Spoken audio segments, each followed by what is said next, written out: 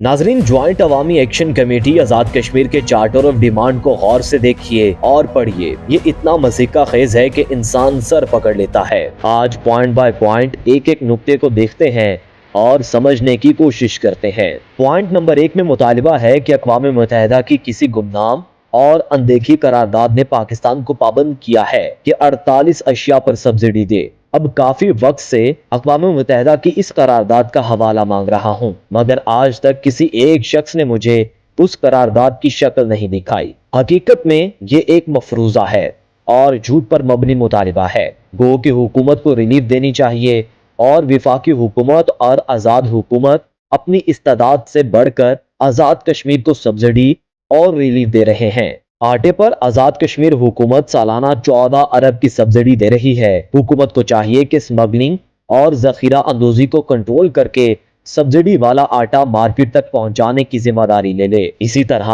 हुकूमत पाकिस्तान आज़ाद कश्मीर को सस्ती बिजली देने के लिए डिस्ट्रीब्यूशन कंपनियों को सालाना 55 अरब अपने बजट से देती है। लिहाजा सब्सिडी तो पहले से ही मिल रही है, लेकिन वो अक़वाम मुत्तहिदा की करारदाद का हवाला जरूर देखना चाहूंगा। बताया जाता है कि मंगला डैम बनते वक्त हुकूमत पाकिस्तान या आज़ाद कश्मीर ने तहरीरी तौर पर मुआहदा किया था कि इस खित्ते को मुफ्त बिजली मिलेगी। एक बार फिर से गुजारिश है कि वो मुआहदा मुझे दिखा दे या अवाम को दिखा दे। चंद दोस्तों ने बगैर पढ़े कुछ वक्त पहले एक मुआहदा शेयर किया। जब गौर से देखा तो इसमें ऐसा कुछ नहीं लिखा था, लिहाजा इस मुतालिबे की बुनियाद झूठ पर है। इस चार्टर ऑफ डिमांड के कुछ वक्त बाद अवामी एक्शन कमेटी ने मुतालिबा बदल दिया।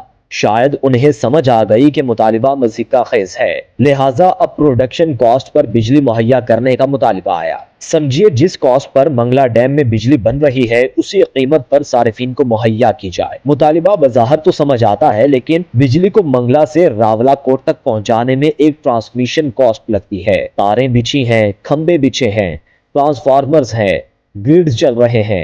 इन सब चीजों की मेंटेनेंस और मुरम्मत है।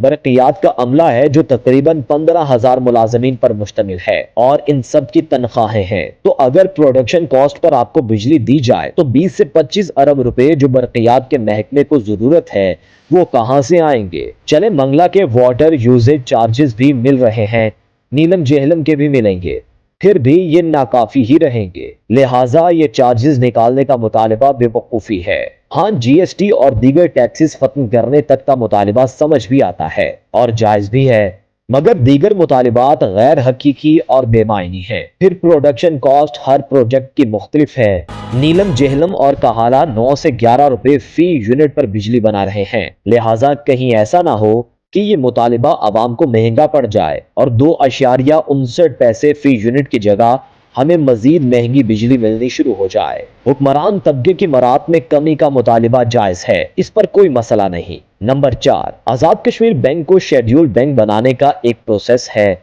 और मिनिमम कैपिटल रिक्वायरमेंट की मद में 10 अरब रुपए आज़ाद कश्मीर बैंक को स्टेट बैंक के पास रखवाने होंगे और इसकी मजीद कई शराइत हैं जो हर बैंक को शेड्यूल बैंक का दर्जा हासिल करने के लिए पूरी करनी पड़ती हैं। आज़ाद कश्मीर बैंक अभी वो तमाम शराइत पूरी करने से मीलों दूर है और फिर आज़ाद कश्मीर हुकूमत के लिए 10 अरब रुपए मुहैया करना नामुमकिन हद तक मुश्किल है। याद रखिए, ये पैसे डिपॉजिट से नहीं बल्कि कैपिटल से पूरे किए जाने चाहिए। डिपॉजिट्स चाहे 50 अरब भी हो, इनके जरिए शेड्यूल बैंक का दर्जा हासिल नहीं किया जा सकता। लिहाजा ये मुतालिबा पूरा करना हुकूमत आज़ाद कश्मीर या आज़ाद कश्मीर बैंक की इस्तादात से बाहर है। कोई मालदार कौम परस्त अगर 10 अरब रुपए बैंक के कैपिटल में डालकर बैंक के शेयर्स खरीद ले तो तब ये काम मुमकिन नजर आता है। नंबर 5, टेलीकॉम और मोबाइल सर्विस बेहतर होनी चाहिए।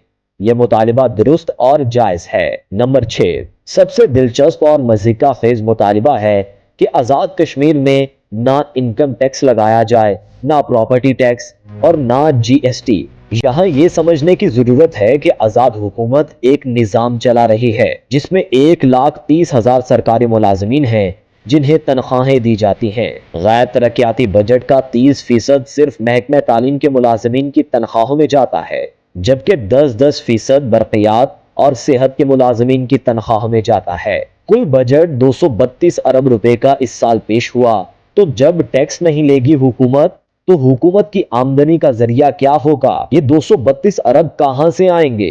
یہ عجیب و غریب مطالبہ ہے جس کی کوئی منطق نہیں بنتی۔ ٹیکس کی کمی کا مطالبہ کیا جاتا ہے مگر ٹیکس لیا ہی نہ جائے، یہ چیز ناممکن اور مضحکہ خیز ہے۔ نمبر 7 اور 8، طلبہ یونین کی بحالی کا مطالبہ اور بلدیاتی نمائندوں کو فنڈز کا مطالبہ جائز ہے۔ سیاسی طلبہ یونینز تو ویسے بھی ہر کالج یونیورسٹی میں موجود ہیں اور بلا روک ٹوک کے کام کر رہے ہیں، مگر پھر بھی حکومت باقاعدہ نوٹیفیکیشن ایشو کر دے تو کوئی مسئلہ نہیں۔ بلدیاتی نمائندوں کو فنڈز ملنے چاہیے اور اس میں کوئی دو رائے نہیں۔ پوائنٹ نمبر 3، 5، 7، 8 پر بغیر شد و مد کے حکومت نوٹیفیکیشن ایشو کر دے، جبکہ پوائنٹ نمبر 1 میں مطالبہ انتظامی بہتری کا ہونا چاہیے تھا۔ آٹے اور بجلی پر سبسڈی تو روز اول سے دی جا رہی ہے۔ مزید یہ کہ آزاد کشمیر اپنی ضرورت کا صرف 10% آٹا خود پیدا کرتا ہے۔ عوام کو اور پھر محکمہ زراعت کو چاہیے کہ اپنی پیداوار بڑھانے کے لیے اقدام کرے۔ پوائنٹ نمبر 2 میں مفت بجلی کی بات کو سوچنا چھوڑ دیں۔